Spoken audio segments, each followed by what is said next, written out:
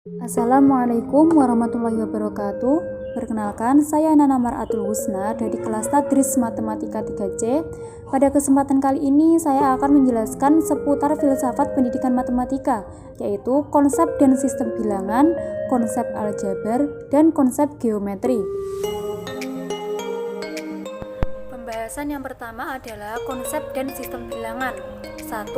Angka Hindu-Arab merupakan angka yang kita gunakan sekarang ini dan berasal dari India, kemudian berkembang di Arab. Lalu nomor 2, bilangan pecahan dan desimal. Perkembangan bilangan pecahan tertua mungkin dimulai dari Mesir kuno.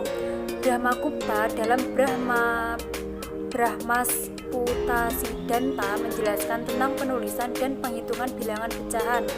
Lalu pemakaian pecahan desimal, berikut cara penghitungannya yang signifikan terdapat pada karya Al-Kazi Miftah Al-Hisab.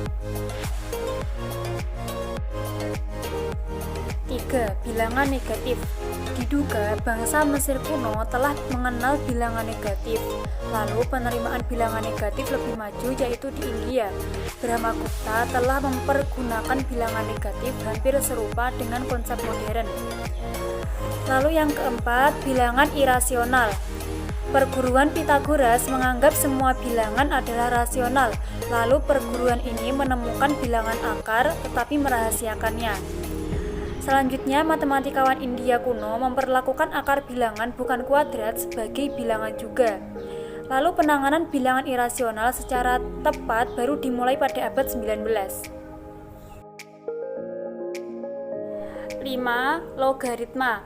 Gagasan yang mendasari penelitian logaritma yaitu prostaparesis merupakan perubahan proses pembagian dan perkalian kepada penambahan dan pengurangan. Logaritma ditemukan di awal tahun 1600 oleh John Napier dan George Bourget. Lalu yang terakhir adalah segitiga Pascal. Deskripsi tentang segitiga Pascal yang paling tua berasal dari India yang disebut segitiga binominal. Terkenal lewat karya Blaise Pascal yang menulis banyak sifat yang berkenaan dengan segitiga binominal tersebut. Lalu pembahasan yang kedua adalah konsep aljabar yang terdiri dari teorema Pythagoras, persamaan kuadrat, sistem persamaan linear, serta matriks dan determinan. Yang pertama kita bahas adalah teorema Pythagoras.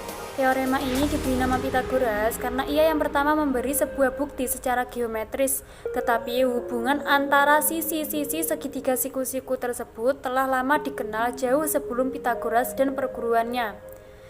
Teks kuno dari India juga telah mengenal teorema Pythagoras jauh sebelum Pythagoras.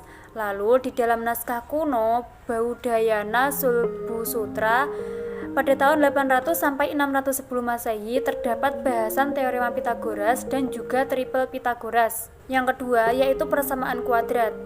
Bangsa Babilonia telah menggunakan suatu algoritma melengkapkan kuadrat untuk menentukan penyelesaian suatu persamaan kuadrat. Lalu Brahmagupta menggunakan cara mirip Babilonia tetapi dengan variasi yang lebih baik termasuk dengan kuantitas negatif. Perkembangan penting berikutnya oleh Al-Khawarizmi yang menulis tipe-tipe persamaan kuadrat dengan mengabaikan akar nol maupun negatif serta menyusun 6 macam persamaan kuadrat. Yang ketiga yaitu sistem persamaan linear. Babilonia diketahui yang pertama mengenal dan menulis tentang sistem persamaan linear.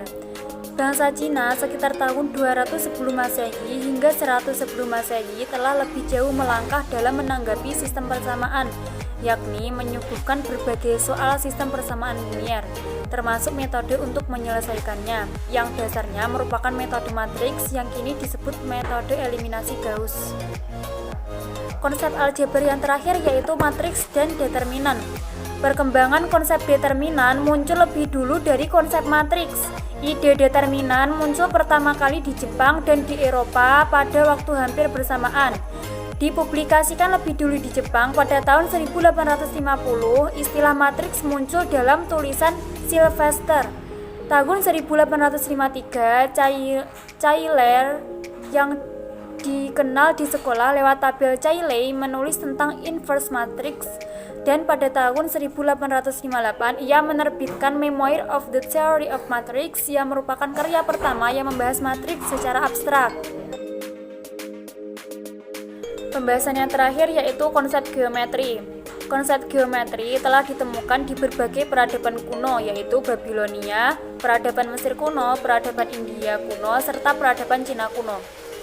Dari warisan sejarah geometri pada peradaban kuno, yang paling lestari pemanfaatannya hingga zaman modern adalah geometri dari Yunani kuno. Sumber dan warisan utama geometri Yunani kuno berasal dari Euclid. Selanjutnya, perkembangan terpenting bidang geometri terjadi pada masa peradaban Islam, terutama Arab dan Persia, yaitu rintisan geometri non-Euclidean. Mengenai tema keliling dan volume, dapat disebutkan salah satunya mengenai persamaan Al-Mahani. Lalu pada abad-abad selanjutnya, studi keliling, luas, dan volume bangun geometri telah sepenuhnya dipelajari dengan bantuan analisis dan kalkulus.